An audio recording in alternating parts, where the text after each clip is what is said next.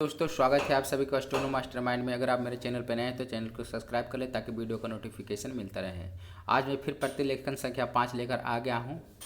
चलिए video start करता हूं। Ready and last ready start. महोदय, बच्चों को जो ज्ञान प्राप्त हो वह अनुभव से प्राप्त हो, न कि केवल स्मरण शक्ति पर आश्रित रहकर रटाई द्वारा। उन्होंने सोचा था और उच्चतम शिक्षा शास्त्रियों का भी यही विचार है कि इस प्रकार से प्राप्त ज्ञान बच्चों में जागरूकता, कार्यकुशलता, स्वतंत्र भावना पैदा करता है, जो इस जीवन के संग्राम में बहुत सहायक हो सकता है। दूसरा मौलिक विचार उनका यह था कि इन प्रकार की शिक्षा इस देश के लिए अनुकूल ही नहीं बल्कि अनिवार्य है।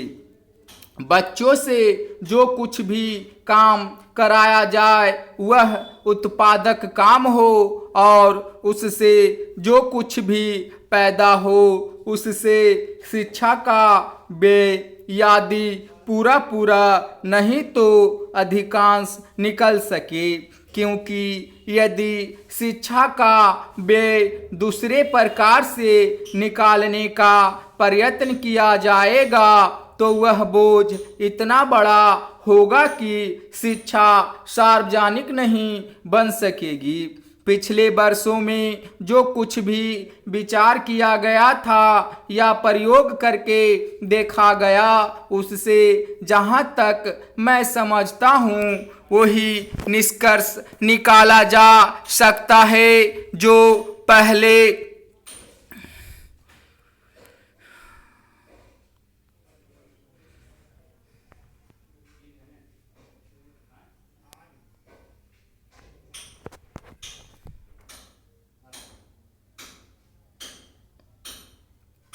सम्मेलन में हुई बहस से निकाला जा सकता था। हमारे शिक्षा शास्त्रियों ने इस पद्धति की अनुकूलता और श्रेष्ठता तो मान ली थी, पर उनकी सृष्टि में इसके द्वारा शिक्षा का व्यय निकालना असंभव ही नहीं, अनुसूचित भी था। प्रयोग में देखा गया है कि इस पद्धति की उपयोगिता है और इससे पूरा नहीं तो अधिकांश व्यय निकाला जा सकता है।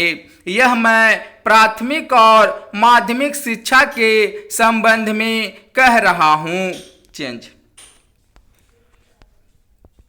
उच्च कोटि की शिक्षा के संबंध में अभी प्रयोग नहीं के बराबर हुआ है, इसलिए उसके संबंध में अभी कुछ भी कहना संभव नहीं है।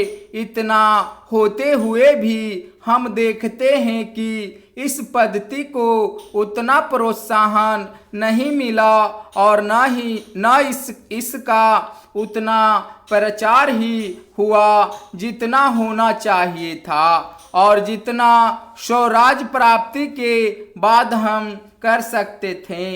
इसका कारण जहाँ तक मैं समझता हूँ यही है कि इसकी उपयोगिता प्रमाणित होने पर भी पुरानी पद्धति पर जो आस्था थी वह अभी दूर नहीं हुई है और इसी कारण शिक्षा के काम में जो व्यक्ति लगे हुए हैं उनका न तो इस ओर ध्यान गया है और न उन्होंने इस विषय पर गहराई से चिंतन किया है।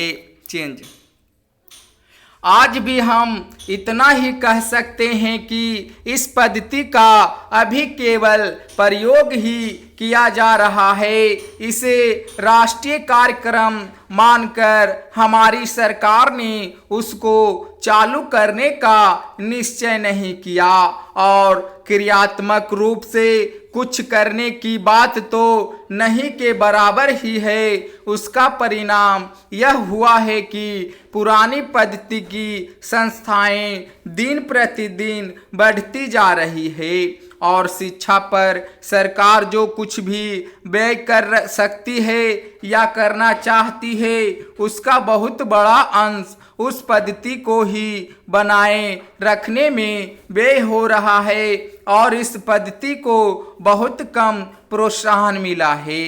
मेरा अपना विश्वास है कि शिक्षा में मौलिक परिवर्तन अवश्य किया जाएगा। तो दोस्तों, आप लोगों को ये डिक्टेशन कैसा लगा आप मुझे कमेंट सेक्शन में बताइए, और टीसी करने के बाद जो भी गलती होती है आप मुझे कमेंट सेक्शन में बता सकते हैं, और अगर कुछ वीडियो में इम्प्रूवमेंट चाहते हैं तो आप मुझे कमेंट सेक्शन में बताइए। चलिए मिलते हैं नेक्स्ट डिक्टेशन में, नेक्स्ट वीडियो में।